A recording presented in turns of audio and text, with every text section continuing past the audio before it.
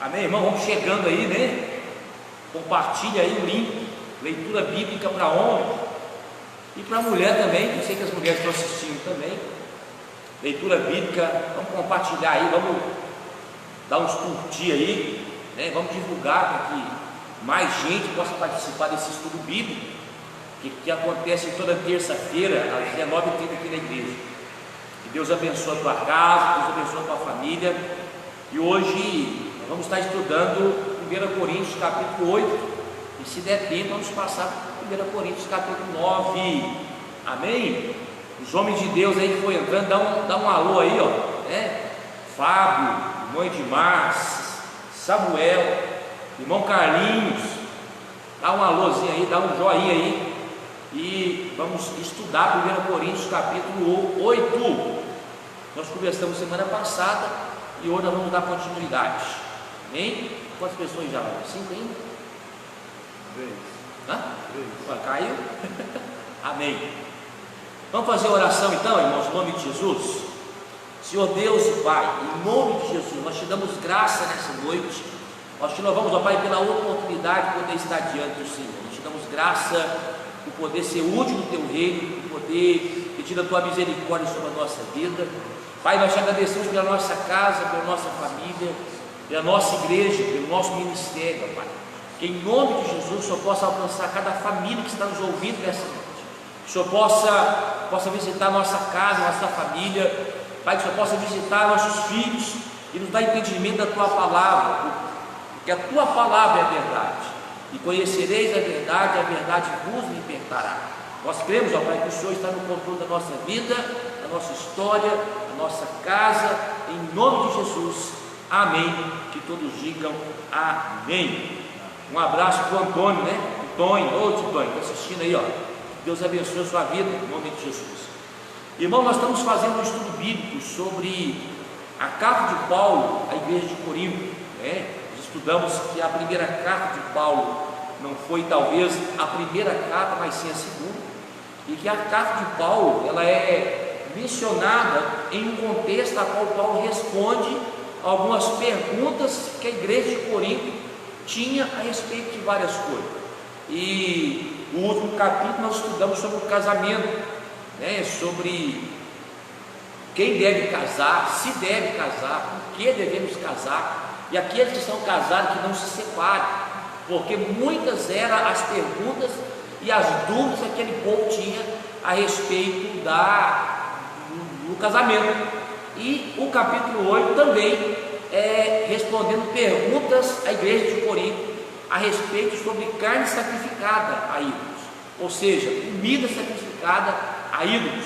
Hoje o Glauber está aqui conosco, está atrás da câmera hoje, né? Vocês ficaram zoando demais ele semana passada, e hoje ele não quis ficar do meu lado, ele quis ficar aí atrás das câmeras, mas ele estará lendo todas as perguntas, todos os comentários importantes que os irmãos fizerem aí, em nome de Jesus. E se você quiser fazer uma pergunta, fique à vontade. Se eu souber e puder te responder, será um prazer, em nome de Jesus. Amém? 1 Coríntios capítulo 8. Nós vemos o 7 semana passada, e hoje nós vamos ler o capítulo 8 da palavra do Senhor. 1 Coríntios capítulo 8. Antes de a gente adentrar nesse capítulo, eu queria fazer algumas considerações. Primeira coisa, a igreja de Corinto é uma igreja, foi fundada na igreja de Corinto, uma cidade totalmente idólatra.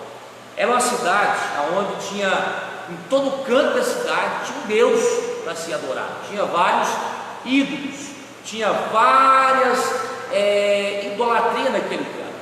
E quanto mais o tempo passa, a gente conhece a palavra de Deus aqui dentro da carta de Paulo aos Coríntios, vemos que os coríntios era uma elite de gente totalmente idólatra. Tanto que Paulo, quando vai à Grécia, né, numa cidade chamada Atenas, ele tem uma discussão muito grande com aqueles homens, porque ele chega numa praça, ele chega num ambiente a qual tinha vários altares, uma praça, um espaço onde tinha vários ídolos, e eles gostavam tanto de adorar ídolos que havia um lugar que ali tinha um espaço, a qual embaixo estava escrito: dedicado ao Deus desconhecido. Irmãos, eles adoravam sem ter noção do que estava adorando. Então, a cidade de Corinto é uma cidade idólatra. Eu queria que o Glauber lesse para a gente em Atos capítulo 17, o verso 17.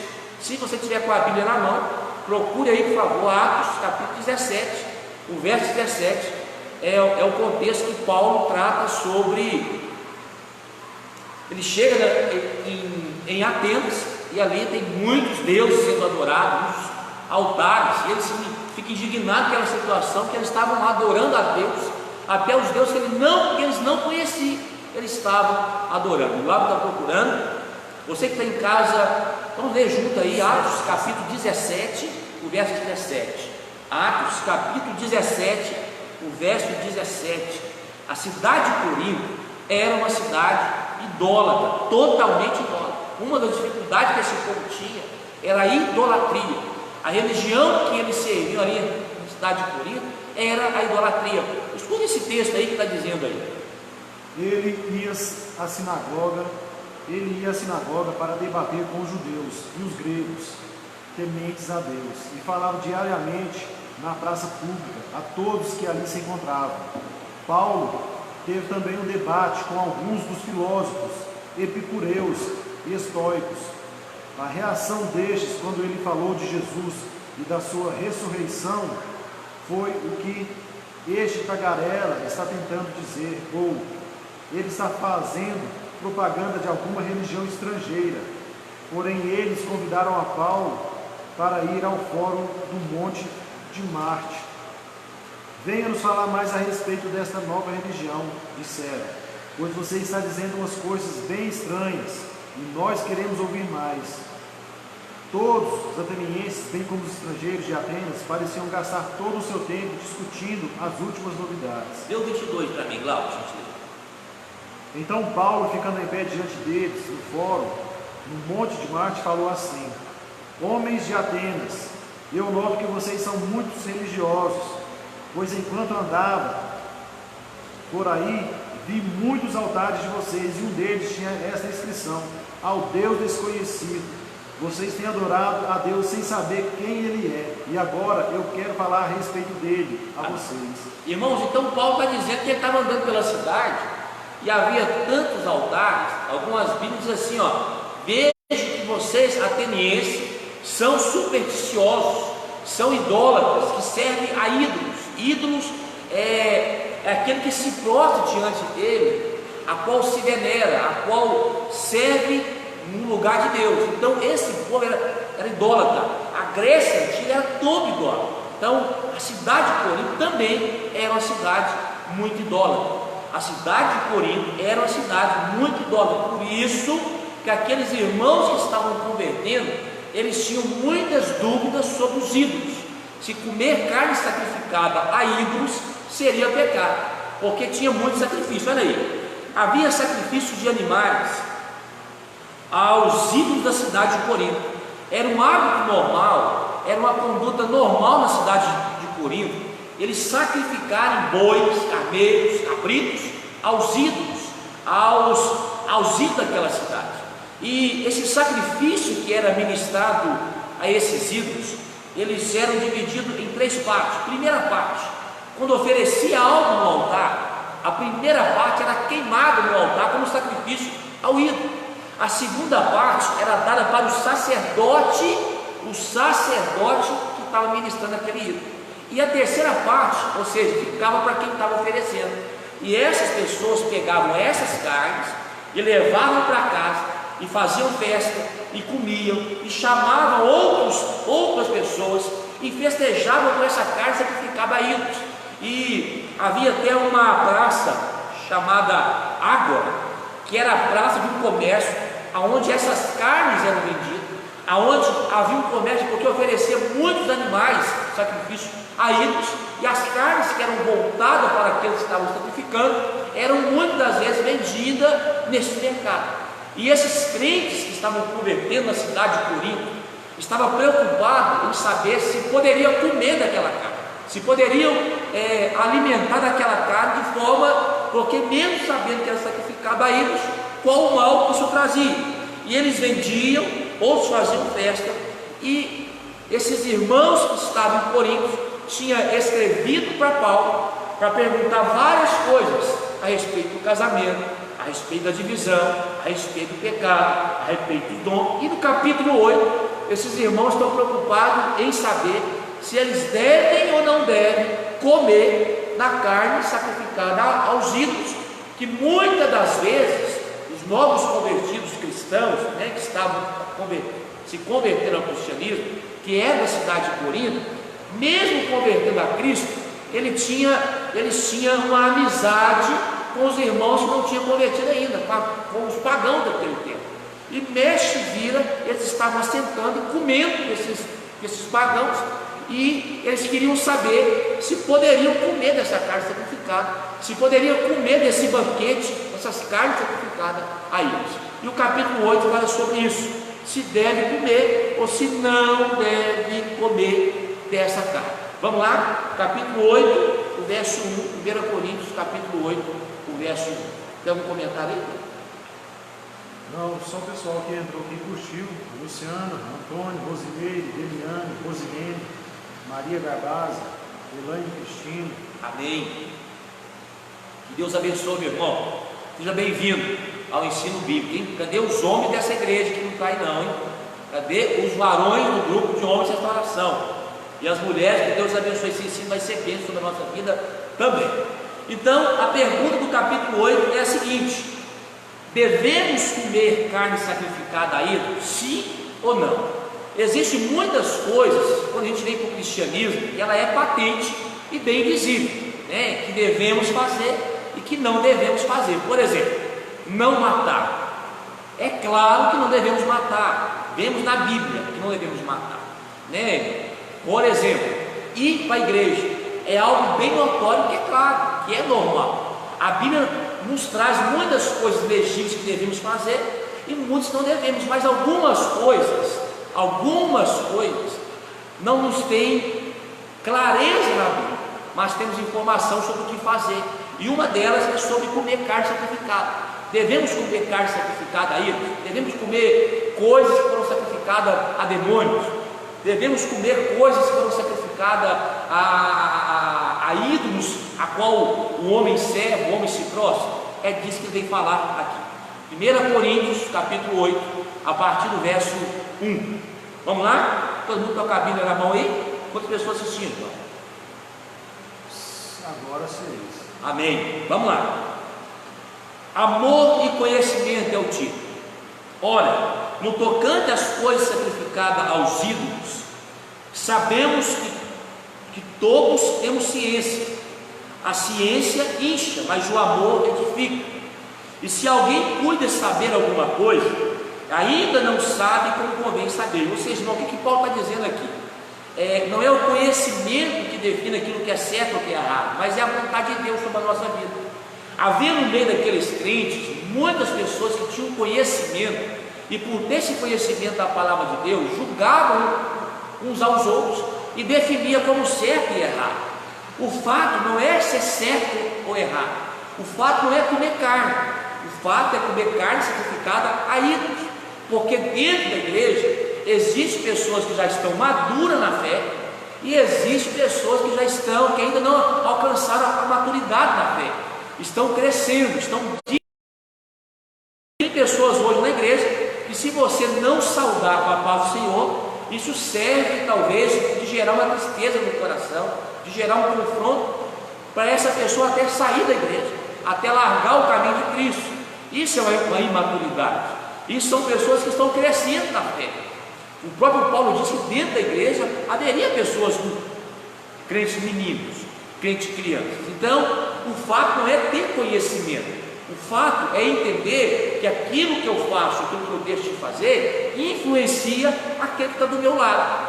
Ainda que beber água não é pecado, mas se o meu irmão pecar, melhor que eu não beba água. Claro que a gente tem que beber água, é só um exemplo para você entender. Então, o que Paulo está dizendo? Aquele que se cuida de saber alguma coisa, ainda não sabe nada como convém saber. Mas se alguém ama a Deus, esse é conhecido dele. O que Paulo está dizendo? O segredo não é só satisfazer o seu conhecimento. O segredo não é só satisfazer aquilo que você pensa e que você acha, mas o amor de Deus precisa estar impregnado sobre a nossa conduta, o nosso caminhar com Cristo. Olha o verso 4: assim que, quanto ao comer das coisas sacrificadas aos ídolos, sabemos que o ídolo nada é no mundo, e se que não há outro Deus senão só. O que Paulo está dizendo, irmão? Esse hábito que o pagão tem, esse hábito que o homem tem de adorar ídolos, nada mais é do que nada de nada de nada, porque o ídolo não é nada.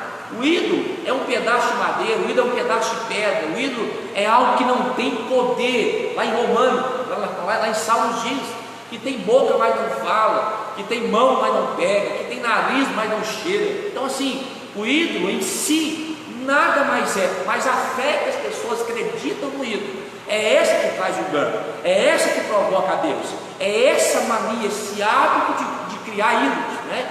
Quando a Bíblia diz que quando Moisés sobe para o monte para falar com Deus, e ele demora em descer, a Bíblia diz que lá embaixo, no pé da montanha, o povo obriga, força Arão a fazer um ídolo, a fazer uma imagem de escultura para que eles possam adorar. Aquele bezerro de ouro não era nada, ele em si não tinha valor nenhum.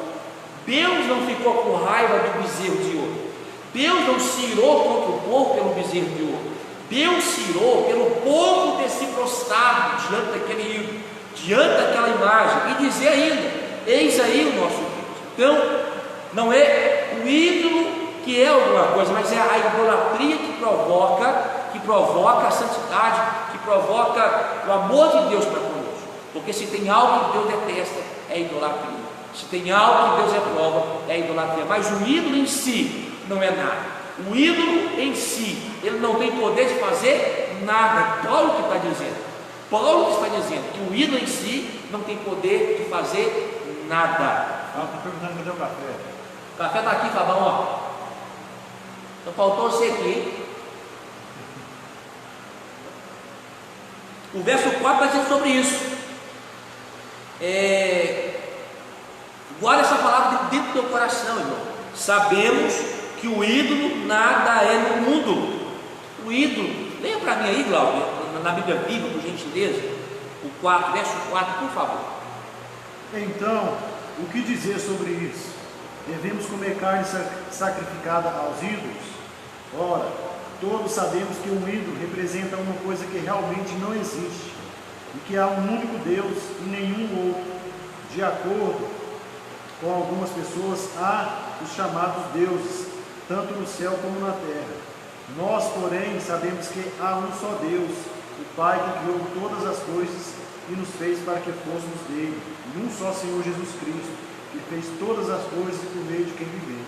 Então Paulo está dizendo, por mais que o homem gere ídolos, por mais que o homem crie ídolos, por mais que o homem adore ídolos, o ídolo nada é. O ídolo não tem poder, né?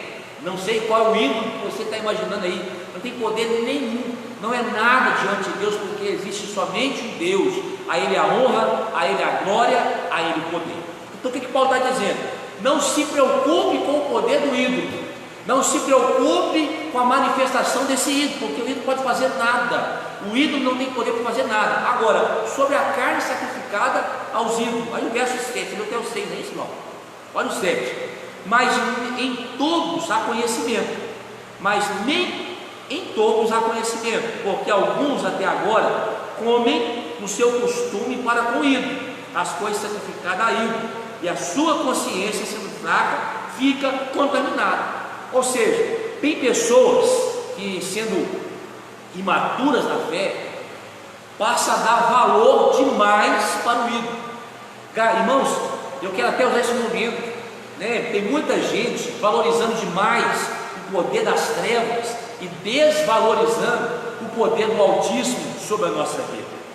Uma certa vez eu orando por uma pessoa, né? A irmã me ligou e falou: pastor, vem aqui em casa orar, está cheio de macumba aqui em casa, lançaram uma macumba aqui em casa, e eu não fui, né? E eu orei por ela de casa, falei: tá meio, irmãos.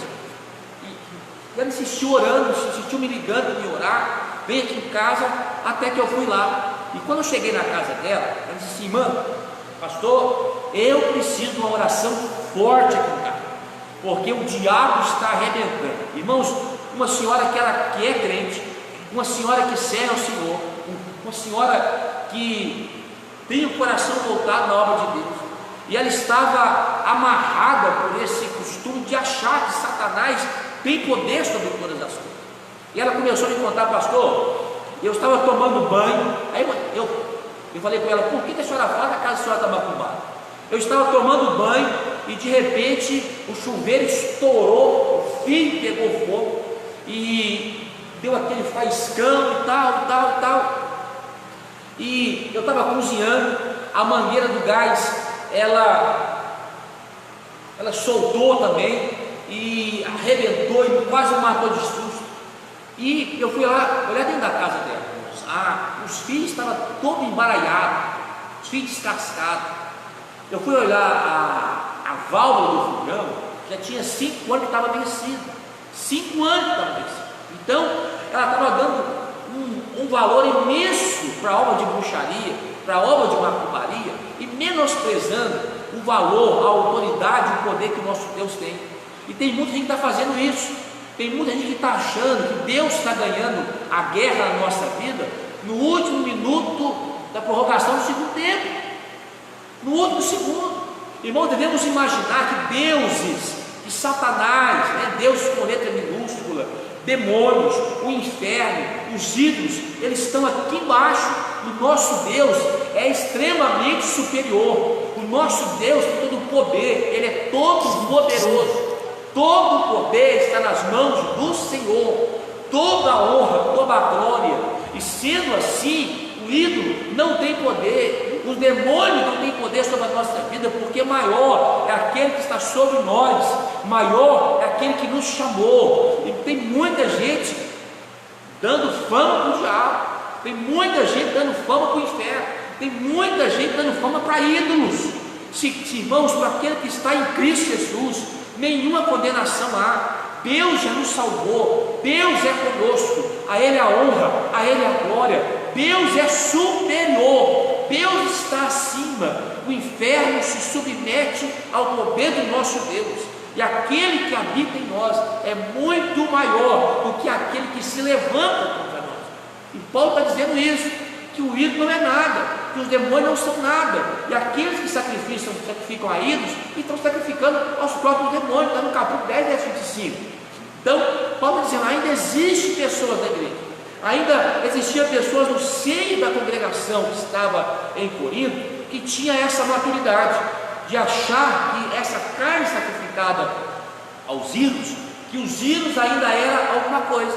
E Paulo, preocupado com esses irmãos, é que ele define se deve comer ou se não deve comer. Olha aí, mas nem todos há conhecimento, porque alguns até agora comem no seu costume para com o ídolo, pois sacrificado ao ídolo e a sua consciência sendo fraca, fica contaminado. Tinha alguns irmãos que comiam daquela carne e achavam que estava indo para o inferno, que perdeu a salvação. Aquela carne em si não fazia nada sobre eles, porque muito maior é o nome do Senhor sobre a vida de cada um daqueles irmãos.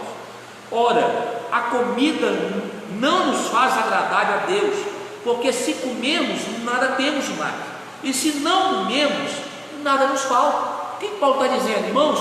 Deus não está se preocupando se está comendo carne ou se não está comendo carne. O fato de comer ou não comer não gera situação nenhuma. O que Paulo estava preocupado é que aqueles irmãos de Corinto, aqueles que tinham conhecimento, eles estavam comendo da carne e dizendo para os irmãos mais fracos: vocês são doidos, vocês estão perturbados, são fracos na fé. E aqueles que não comiam estavam criticando aqueles que comiam, falando: vocês não têm noção de santidade. Então Paulo está tratando aqui essa legalidade, esse costume, essa comunhão que está sendo quebrada no seio da igreja. Amém? Se tiver comentário, pode falar, viu, Laura? Jéssica está dando boa noite, paz do Senhor, Senhor. Ah, Jéssica Mello. Jéssica Mello, esposa do profeta Renato, lá do Capivari. Que Deus abençoe vocês aí. Fábio está falando que está com saudade. Fábio está com saudade. Amém, Fabão? Um dia nós estamos voltando. Olha o verso 9. Nada vede que essa liberdade não seja de alguma maneira escândalo para os fracos. O que Paulo está dizendo sobre a carne sacrificada? Irmãos, se eu comer hoje uma carne sacrificada, ela não vai trazer dano algum na minha vida. Se eu souber aquela carne sacrificada, né, eu vejo lá em Atos capítulo 15, verso 28, aonde fala o que foi definido para a igreja primitiva: abster-se das carnes sacrificadas, comida sacrificada a ídolos. Eu não tenho que ir lá comer, eu não tenho que ir aonde há sacrifícios de carne para ídolos, para comer, para provar minha fé. Não tentará o Senhor vosso Deus. A minha fé não está baseada sobre se eu como carne sacrificada, se eu não como carne sacrificada, se eu deixei de comer, não. Se eu comer amanhã uma carne sacrificada a ídolos, essa carne não tem poder de mudar nada em mim, porque maior é a salvação que há em mim através de Cristo Jesus. Então é isso que Paulo está dizendo. Mas, se o meu comer carne leva meu irmão a pecar, melhor que eu não como, melhor que eu não tome a decisão. Olha o verso 9 aí. Mas veja, leia o 9 para mim, Glauco, por gentileza, na Bíblia Viva. Escuta aí, meu irmão.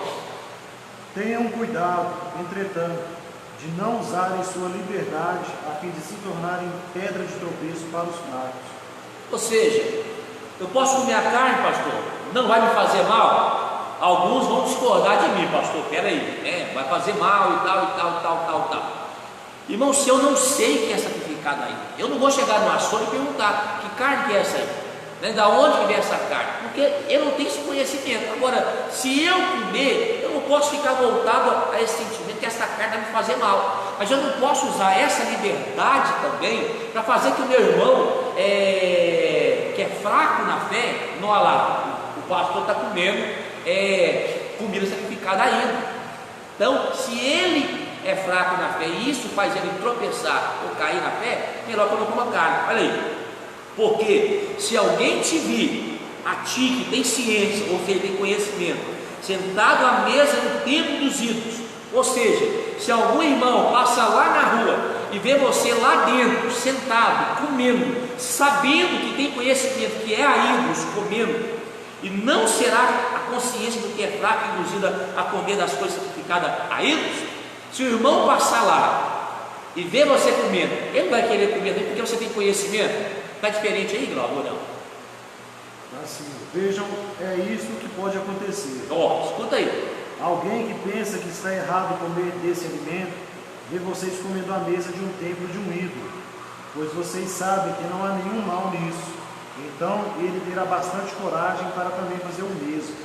Entretanto, durante todo o tempo, ele ainda sentirá que isso está errado. Ele sabe que é errado, ele entende, mas porque viu você que tem conhecimento, que tem essa liberdade em Cristo Jesus, faz o seu irmão pecar. Olha o que Paulo está dizendo aqui no verso 11. E pela tua ciência, pelo teu conhecimento, perecerá o irmão fraco, pelo qual Cristo morreu. Ora, pecando assim contra os irmãos e ferindo a sua fraca consciência, pecais contra Cristo. Se eu fizer o meu irmão tropeçar, se eu fizer o meu irmão que é fraco na fé, pastor, mas o problema é dele, não. O problema também passa a ser nosso, que temos a consciência. O problema também passa a ser meu, porque eu tenho conhecimento, irmão. Tem muitas coisas, a gente tem que deixar de fazer para não trazer escândalo no reino de Deus, para não trazer críticas para o reino de Deus. E hoje virou relaxo, né? Nós não preocupamos mais com o reino, não preocupamos mais com o irmão que está chegando na igreja e tomamos decisões erradas. E hoje o evangelho está sendo escandalizado. Paulo está usando aqui, lá no capítulo 10, nós vamos falar mais um pouquinho sobre os ídolos. Paulo vai explicar sobre isso. Se o seu agir errado leva, ainda que não seja errado para você, mas leva o teu irmão a pecar, se tornou um pecado gravíssimo, porque você está fazendo um pecado contra Cristo. E olha o verso 13, eu acho que é para finalizar, é outro versículo.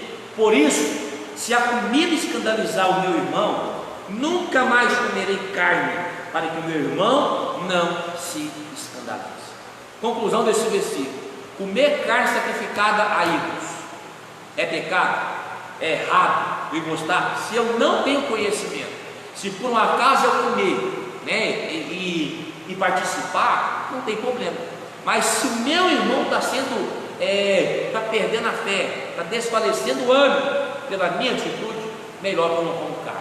Aguarde no capítulo 10, vamos ler mais sobre essa história de ídolos, em que o ídolo nada mais é que quem sacrifica a ídolos está sacrificando aos próprios demônios. Amém? Aqui termina o capítulo 8 sobre a carne sacrificada a ídolos. Tem alguma pergunta aí, Cláudio? Não, né? Silvana Aparecida e Paulo Lima está dando abraço. Paz do Senhor, Paulo Lima e Silvana Aparecida. Que Deus abençoe. Pastor Marcelo. Vamos lá então, meus irmãos. Capítulo 9. Tem alguma pergunta sobre o capítulo 8 aí? Alguma pergunta sobre o capítulo 8? Se tiver, pode fazer aí agora. Vamos lá? Alguma pergunta sobre o capítulo 8? Amém? Ah, pastor, eu passo perto de uma macumbaria e oro em cima daquela macumbaria e como aquilo, né? Eu como mesmo e oro. Irmãos, eu queria estar lendo aqui, quando os irmãos fazem o comentário, em Atos capítulo 15, verso 28. Nós começamos a ler semana passada e falamos sobre isso. Atos capítulo 15, verso 28. Vamos lá? Atos capítulo 15, verso 28. Quando os irmãos estavam convertendo, houve um confronto muito grande, porque os irmãos que eram judeus queriam que toda a igreja cumprisse toda a lei para andar com Cristo: a circuncisão, a guarda do sábado, as luas, a festa das luas novas. E eles decidiram buscar o Senhor em orientação, porque judeu é uma nação escolhida por Deus. O gentil somos nós, que somos um povo que foi adotado em Cristo Jesus, reconciliado em Cristo Jesus. Nós somos uma outra nação, e não temos os costumes judaicos. E eles queriam que a igreja seguisse todos os costumes judaicos. Em Atos capítulo 15, eu queria muito que você abrisse aí, Atos capítulo 15, o verso 28 e o verso 29. E eles oraram ao Senhor, buscaram um concílio chamado Concílio de Jerusalém. Eles voltaram para os apóstolos, se reuniram, e ali, inspirados pelo Espírito Santo, eles chegaram a uma conclusão. Olha aí, e essa conclusão, esse versículo é para nós como igreja, 15, o verso 28, Atos capítulo 15, a partir do verso 28. E eles mandam uma carta aos irmãos de Jerusalém, que estavam em Antioquia, onde eles passassem, qual seria a definição que eles iam chegar, para que pudessem impor sobre os irmãos gentios que estavam chegando na igreja. Verso 28 e verso 29. Na verdade, pareceu bem ao Espírito Santo e a nós, que não vamos impor mais encargo algum, ou seja, a igreja de Cristo, os gentios, não precisarão guardar a lei, não precisarão cumprir as leis cerimoniais, as leis que eram voltadas para a nação de Israel, não precisariam. Então o que eles decidiram? Não vamos colocar mais encargo algum, senão essas coisas necessárias. Quais são as coisas que foram voltadas nesse concílio para a igreja, para o gentio? Primeira, que vos abstenhai das coisas sacrificadas aos ídolos. Foge, irmãos, nós não temos que comer, não temos que orar para comer.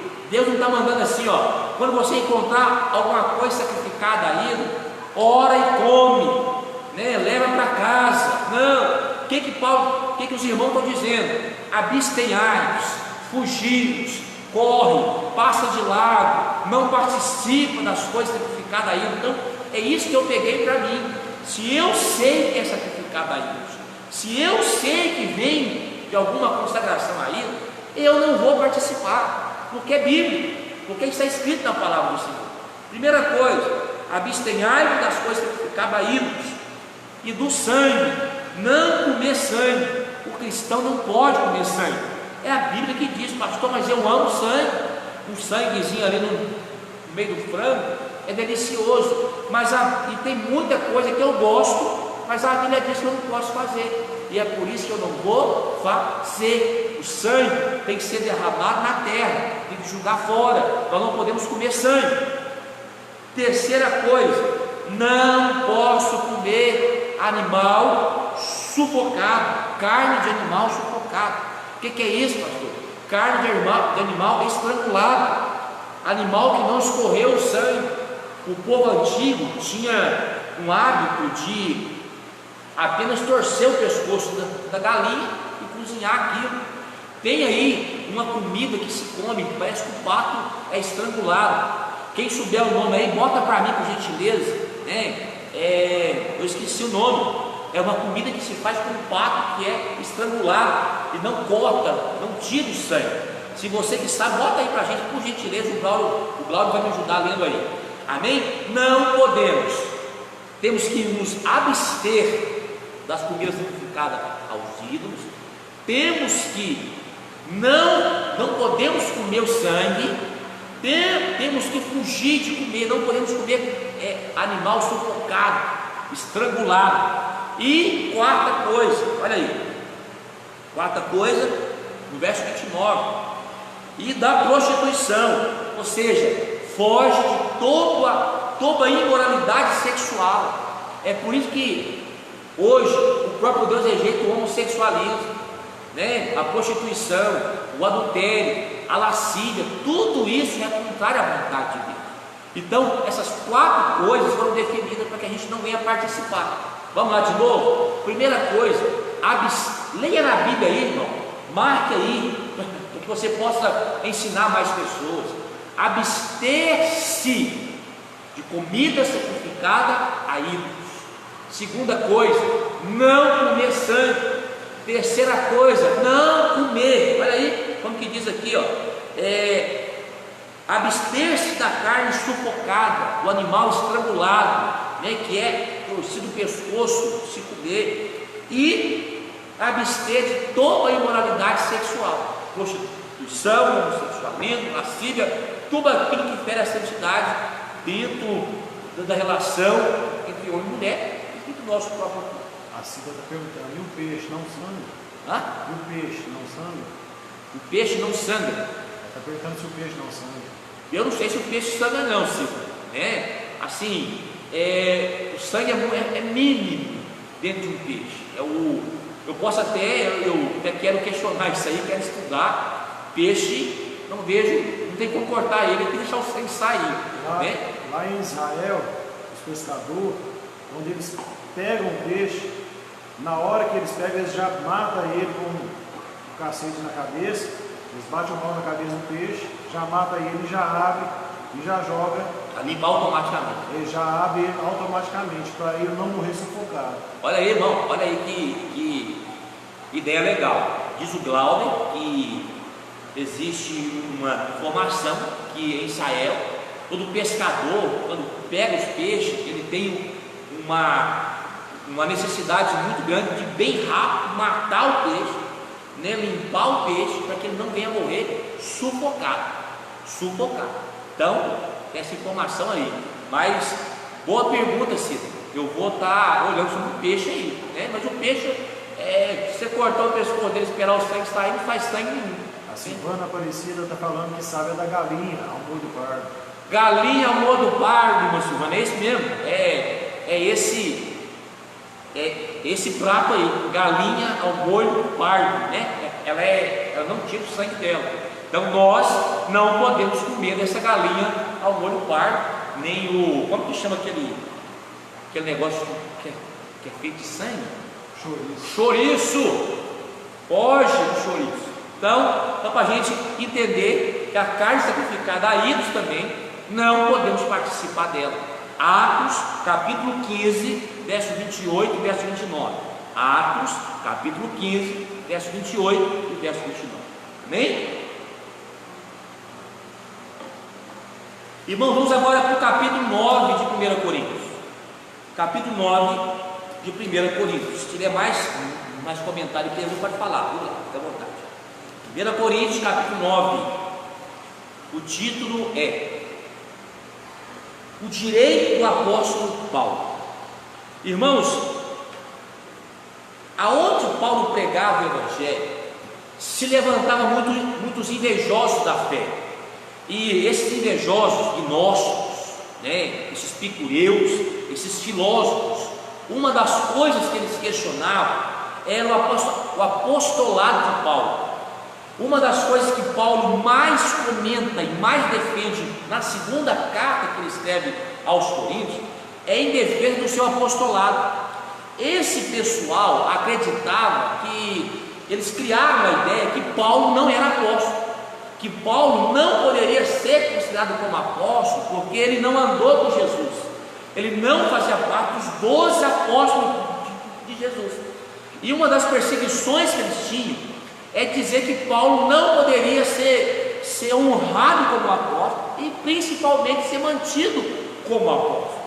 E isso chegou aos ouvidos de Paulo quando ele estava nas suas viagens. Irmãos, Paulo, ele não vivia da igreja. Ele mesmo diz que ele fazia tenda, ele construía tendas para poder ganhar dinheiro. Ele trabalhava, ele tinha o direito, porque esse direito é dado por Deus. Aquele que vive para o Evangelho, ele tem que viver do Evangelho, ele tem que comer do Evangelho. E Paulo aqui no capítulo 9, ele vem comentar sobre isso, porque a igreja de Corinto estava sendo bombardeada por pensamentos errados, e havia comentários dentro da igreja sobre o apostolado de Paulo. E Paulo ficou sabendo e traz essa resposta aqui para Cristo, para a igreja que estava em Corinto. Capítulo 9, o verso 1.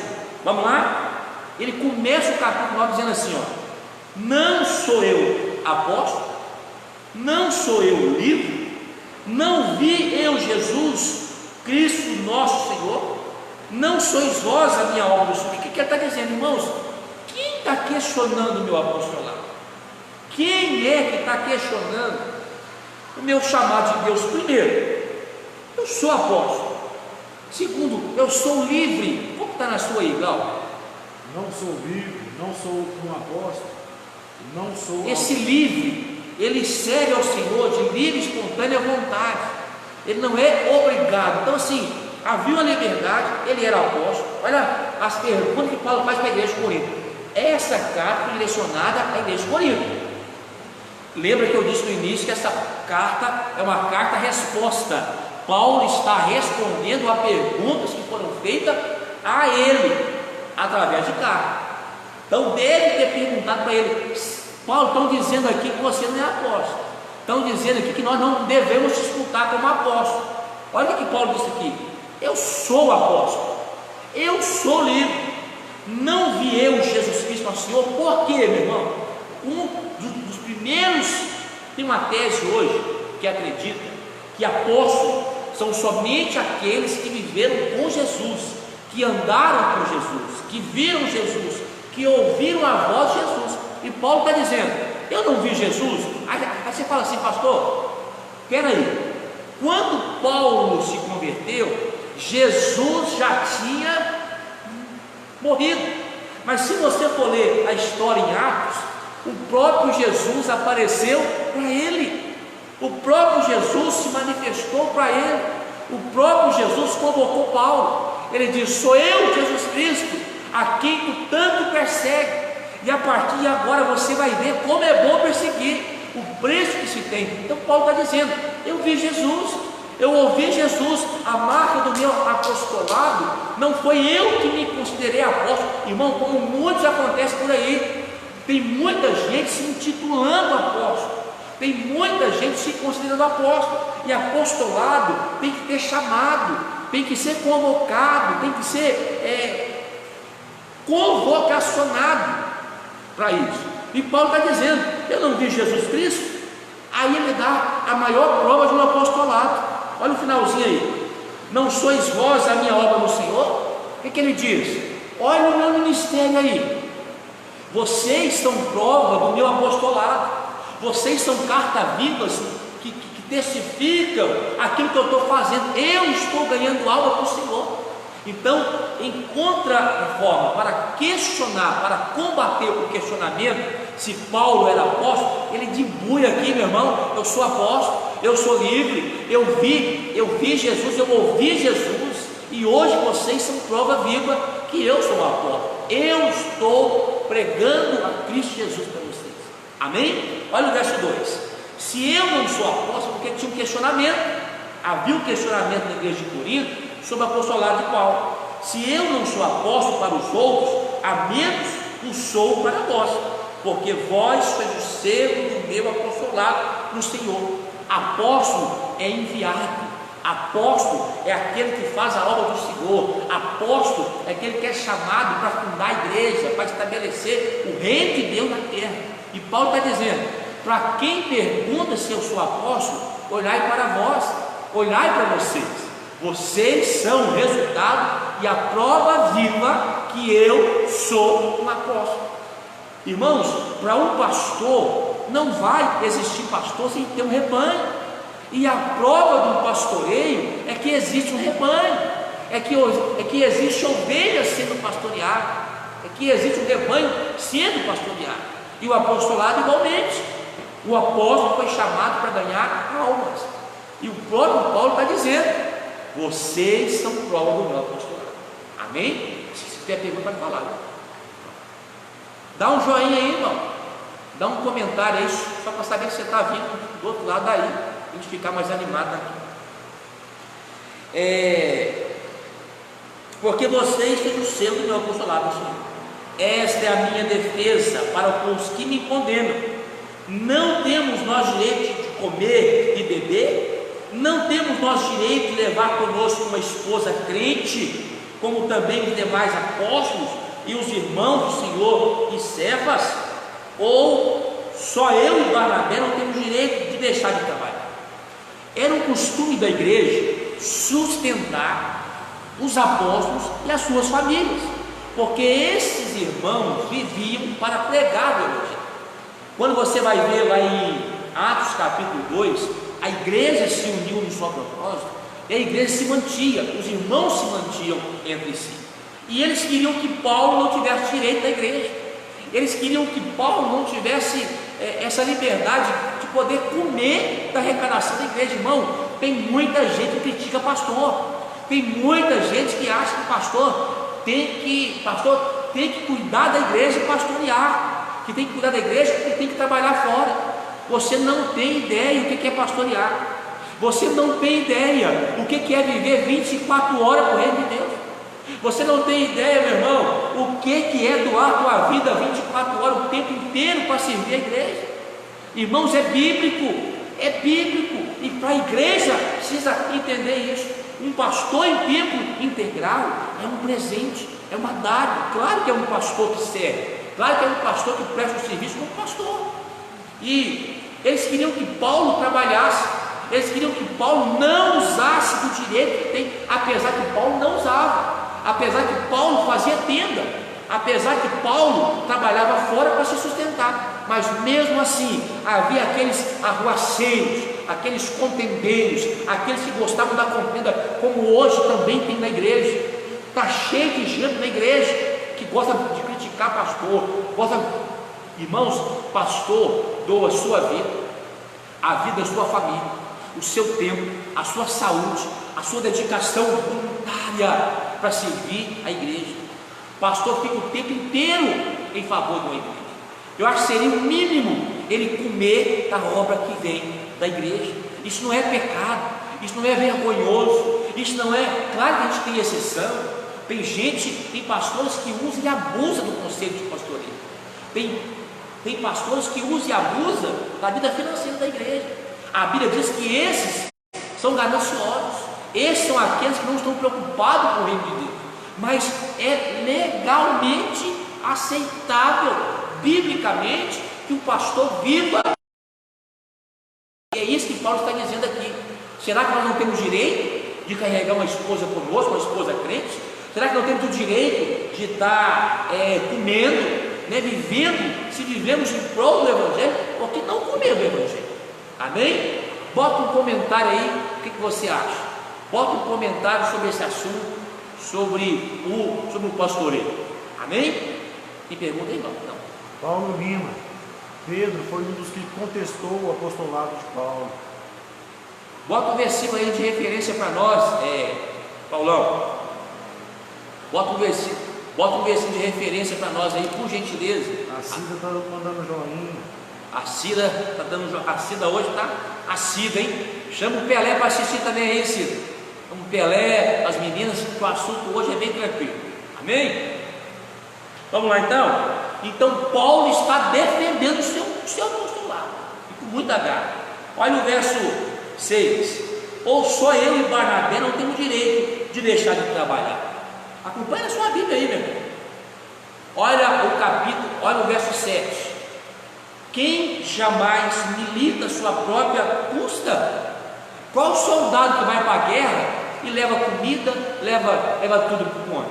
Quem se milita, irmão, é sustentado. E pastor, apóstolo, aquele que vive da obra, nós dependemos de Deus, é Deus que nos sustenta. E a igreja, ela tem esse recurso para ter alguém na igreja para orar por você, alguém para te aconselhar, alguém para interceder, alguém para te aconselhar biblicamente, para que você possa crescer espiritualmente.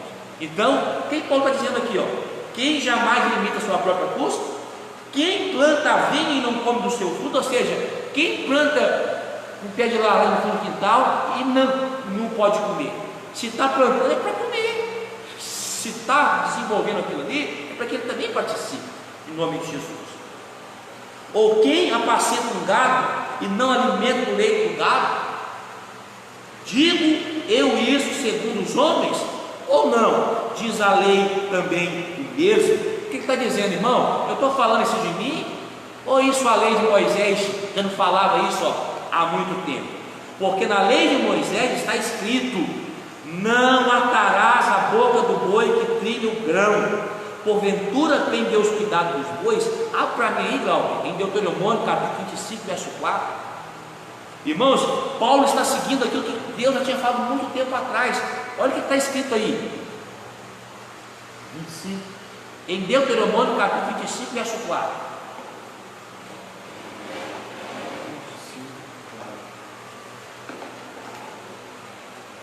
Está escrito assim: não amordaçem a boca do boi quando este estiver debulhando o cereal. Vem de novo a mim, Glauber, por gentileza. Vou de novo? Pode. Não amordeçam a boca do boi quando este estiver debulhando o cereal. Antigamente, amarrava o boi e o boi ficava o dia inteiro ali trabalhando, rodando e debulhando trigo, milho, trigo, outras coisas. E o que Deus está dizendo? Esse boi que trabalhou o dia inteiro rodando para que você tivesse um mantimento, não é dia que ele come? Ou seja, o que está dizendo? Não amarra a boca do boi, não. Deixa o boi debulhar e comer. Deixa o boi trabalhar e participar do milho que está sendo debulhado. Agora, olha o que Paulo está dizendo aqui: porventura tem Deus cuidado dos bois? Ou não diz certamente por nós? Certamente que por nós está escrito: porque o que lavra deve lavrar com esperança, e o que debulha deve debulhar com esperança de ser participante. O que Paulo está dizendo? Irmãos, a gente trabalha de dia e de noite. Lá em Atos fala sobre isso. Passamos fome, passamos frio, somos enfrentados a ponto de perecer no nosso coração, até para a nossa própria vida. Será que não podemos comer à custa da igreja? Será que não podemos viver à custa da igreja? Irmãos, hoje o apostolado, o pastoreio, é uma profissão como qualquer outra, que dá desgaste, que tira da gente todo nosso tempo, tira da gente a disposição. Então, pastor, irmãos, você que persegue pastor, Deus vai tratar com você, meu irmão. Deus vai tratar com você, porque pastor é ser humano como você. O que está cheio de pastor nesse mundo, que está cheio de irmãos, os pastores estão todos suicidando. Sabe por quê? Falta de valorizar pastores. Eu estou falando agora não é como pastor, não, é como ovelha, porque eu também tenho um pastor sobre a minha vida. Eu vejo o sacrifício de um pastor para comigo, que zela, que ora, que me visita, que me acompanha. E eu acredito que esses faladores maus de pastores, sabe, você não sabe o preço que um pastor paga para estar na frente de um altar, para estar orando pela vida da igreja, nem para estar visitando, jejuando em favor da igreja. Então, o que Paulo está dizendo? Nós estamos nos dando a nossa vida. Seria demais comer a custa do Evangelho? Paulo está ficando bravo aqui. Tem algum comentário aí, não? Amém? Eu queria que o Paulo desse a referência para nós aí, Paulo, por gentileza. Olha o verso 11. Se nós nos semeamos as coisas espirituais, será muito que de vós recolhamos as carnais? O que Paulo está dizendo, irmão? Nós estamos semeando sobre vós a palavra de Deus, a eternidade que é em Cristo Jesus. Seria difícil demais você sustentar a nossa família? Seria difícil demais você pagar um aluguel, uma comida, pôr comida na mesa? Irmãos, você não sabe o peso que é. A Bíblia diz assim, ó, que Deus roubará as almas da mão dos pastores. Uma alma vale mais do que o mundo inteiro. E Paulo está dizendo: para com essa mania. Vocês estão achando que estão fazendo alguma coisa errada? É a Bíblia quem está mandando. Amém? Se outros participam deste poder sobre vós, por que não? Por que não? E mais justamente nós. Havia algumas pessoas lá que eram irmãos. Você sabia que os políticos são pagos pelo seu dinheiro? Você sabia que muitos políticos, muitos deles corruptos, vivem as suas custas muito melhor do que você? Se eles que não te dão nada em troca, se eles não nos dão nada, está comendo as nossas custas, quantos mais aqueles que nos ministram as coisas espirituais, quantos mais aqueles que estão nos levando a cada dia mais perto de Deus. É isso que Paulo está dizendo aqui. Mas nós não usamos esse direito, antes suportamos tudo para não pormos impedimento algum no Evangelho de Cristo. E Paulo está xingando sem fazer. Ele diz: nós nem estamos comendo a custa de vocês, mas não é errado não. Não sabeis vós que o que te administra o que é sagrado come do que é do templo? Ele está usando um conceito lá do Antigo Testamento. Os levitas e sacerdotes que cuidavam do templo, que viviam para o templo, eles comiam do templo. O sacrifício que era oferecido no altar do Senhor, uma parte era dada para o sacerdote para ele comer, uma parte era ministrada à família do sacerdote. O que está dizendo? Não sabeis vós que aqueles que ministram no templo vivem das coisas do templo? Irmãos, eu queria muito que você abrisse a tua Bíblia e acompanhasse na Bíblia, para não ficar só nas minhas palavras. É Paulo que está dizendo isso aqui. E os que de contínuo estão junto ao altar, participam do altar, assim ordenou também o Senhor. Olha aqui que Paulo está dizendo: assim também ordenou o Senhor, que os que anunciam o Evangelho, os que pregam a palavra, os que administram as coisas de Deus, vivam totalmente do Evangelho. Amém? Então, se você tem um pastor, se você conhece um pastor, que ele vive de tempo integral para a igreja, não critique, irmão, abençoe. É bíblico. Quando você levanta contra um líder, quando você levanta contra um homem de Deus, você está levantando contra a própria vontade de Deus. Eu sei que existem exceções, eu sei que existe pilantragem, em todo âmbito na vida tem gente pilantragem, mas analise as atitudes, não generalize. Tem muitos pastores que servem a Deus com santidade e retidão, e tem sido bênção no reino de Deus. Honre esses homens de Deus, ore por eles, abençoe, não fique mendigando, né? Pastor também tem filhos, pastor também tem água, tem luz para pagar, pastor tem comida que tem que comer, tem dívida, tem que pagar carro, irmãos, tem escola de menino, tem que fazer as coisas. Se for viver só do Evangelho, vai viver de quê? Tem que viver na dependência de Deus e na dependência do Evangelho. Pare de falar de pastor, pare de criticar pastor, honre pastor, ore por eles. Tem alguém que você sabe que está fazendo coisa errada, ore para Deus tratar, mas não fique criticando e falando mal de pastores em redes sociais. É bíblico que eles vivam do Evangelho. Amém? Se tiver comentário, pode falar. Não? Tudo alto. Mas eu de nenhuma dessas coisas usei, e não escrevi isso para que assim se faça comigo, porque melhor me fora morrer do que alguém fazer vã esta minha vida. Paulo falou assim: eu não preciso disso, eu estou defendendo, estou ensinando a verdade para vocês, porque se anuncio o Evangelho, não tem de que me gloriar, pois me imposta essa obrigação, e ai de mim se eu anunciar o Evangelho. Paulo não estava pregando o Evangelho com interesse, Paulo estava pregando o Evangelho por amor, porque ele amava a obra, e ele tinha um chamado no coração dele para fazer a boa obra do Senhor, que era pregar o Evangelho. Amém? E por isso, se eu faço de boa mente, terei prêmio, mas se de má vontade apenas uma dispensação me é confiada. Logo, que prêmio tem?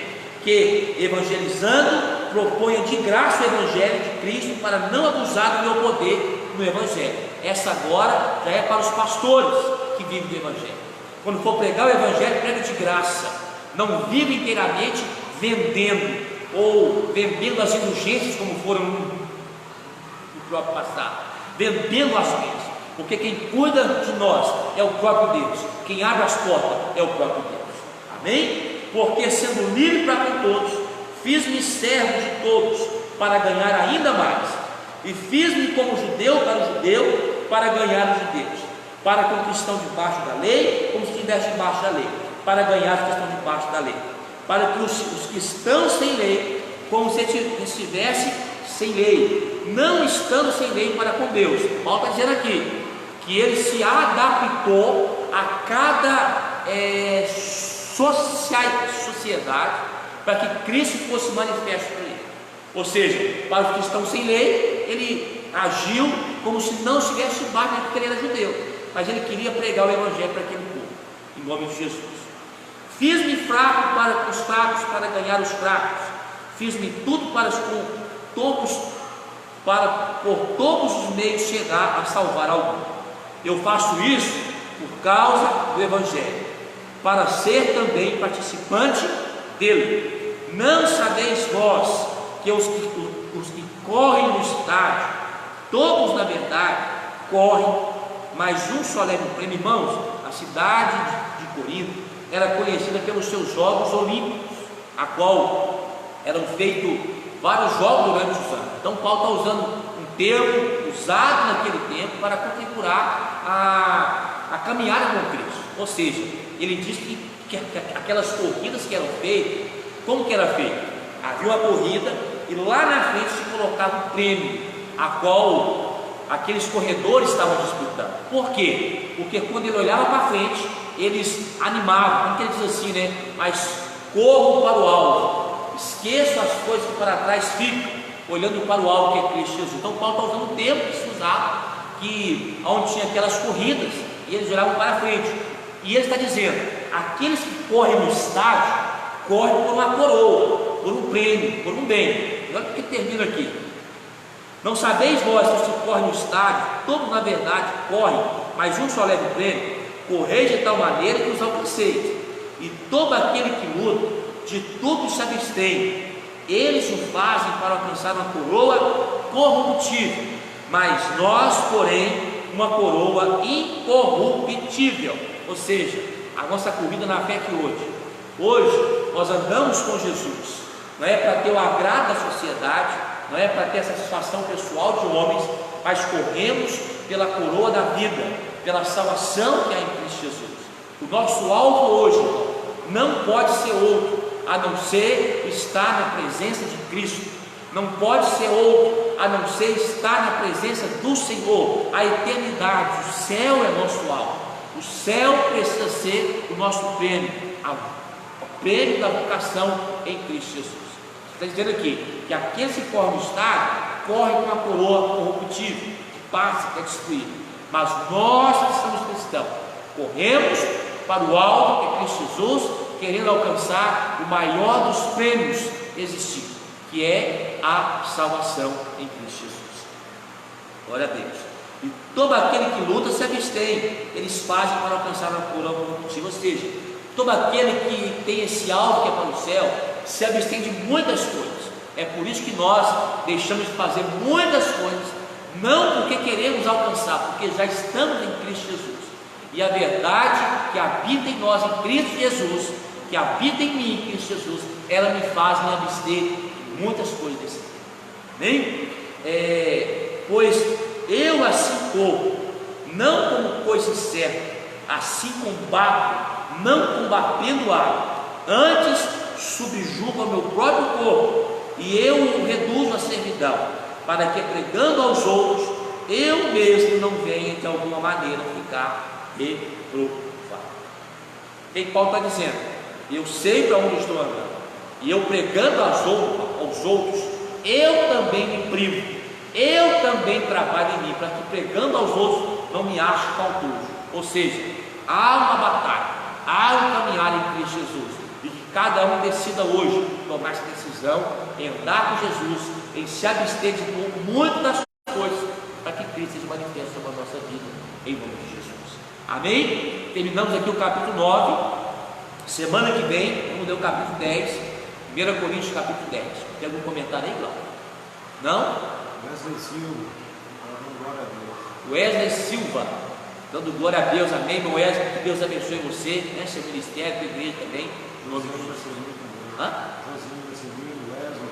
Luciano Marcelino, Wesley Melo, amém, que Deus abençoe todos nós, em nome de Jesus, amém? Irmãos, vamos parar por aqui, né? Amanhã é quarta-feira de ensino, nós estaremos aqui, a igreja, fazendo um culto de ensino, uma palavra poderosa ao nosso coração. Eu trouxe um estudo aqui em 2019, que o tema era: não confie no seu coração, não ande segundo o seu coração, o seu coração é enganoso. E amanhã vamos falar sobre isso aqui na igreja, em nome de Jesus. E eu queria contar com você, né, que é do nosso ministério, para estar conosco amanhã, a partir das 19h30, glorificando o Senhor, aqui, um culto de ensino sobre não ande conforme o seu coração. O seu coração é enganoso, né? Ele tem uma maneira de falar assim: meu coração, eu estou sentindo, meu coração está me dirigindo. O seu coração é enganoso. Amém? E amanhã também o nosso irmão Edmar, irmão Edmar, e a nossa irmã diaconisa Josiane estão partindo para Cruzeiro na quinta-feira, e amanhã eles estarão conosco aqui na igreja, para a gente poder orar com eles e despedir, né, a gente, todo mundo, para assistir o culto amanhã e deixar a sua palavra de motivação para eles. São pessoas muito queridas do nosso meio, mas infelizmente estão voltando para Cruzeiro. E assim continua a nossa vida e a nossa história, em nome de Jesus. Amém? Deus abençoe. Grupo de homens de restauração, hoje foi muito fraquinho aí. Os homens precisam se reunir mais. Quantas pessoas teve aí, Glauco? Teve pico até de 20 pessoas. 20 pessoas assistindo, estava demais, hein? Irmãos, eu queria que você fizesse algo em prol do reino de Deus, compartilhasse esse vídeo, compartilhasse essa live, para que mais pessoas fossem abençoadas como você foi abençoada. E se você foi abençoado, deixa o joinha aí e fala assim: eu fui abençoado. Essa palavra falou muito comigo nessa noite, para que possamos crescer e desenvolver formas melhores de trazer esse ensino bíblico. Amém? Que Deus abençoe. Vamos orar, vamos agradecer ao Senhor. Quer orar para nós, Glauber? O Glauber vai estar orando por nós. Vem cá, não, para esse Tiquinho aqui, vem cá. Amém? Vem cá ver a cara dele, Tiquinho. Em nome de Jesus, o Glauber está na área, companheiro nosso, né? Em nome de Deus, está conosco, vai estar orando e encerrando essa reunião em nome de Jesus. Amém. Senhor Deus Pai, Todo-Poderoso, nós te louvamos, te exaltamos, te bendizemos e agradecemos pela oportunidade de estarmos aqui estudando a tua palavra, conhecendo a tua palavra. Pai Todo-Poderoso, que o Senhor vem nos dar sabedoria, que nos dá discernimento, fortalecimento, crescimento espiritual. Agradeço pela vida de cada irmão que participou dessa live. Amém. Que o Senhor possa estar entrando em cada lar, visitando cada família, meu Pai, protegendo e livrando-nos de todo mal, em nome de Jesus. Amém. Amém. Irmão, que Deus abençoe. Fique na paz. E amanhã temos um culto de ensino. Deus nos abençoe em nome de Jesus. Paz do Senhor e fique firme, que daqui uns dias estamos na igreja. Ore, ore e não deixe esses seus cultos nas quartas, nas sextas e no domingo, para que você possa edificar em nome de Jesus. Amém? Deus abençoe.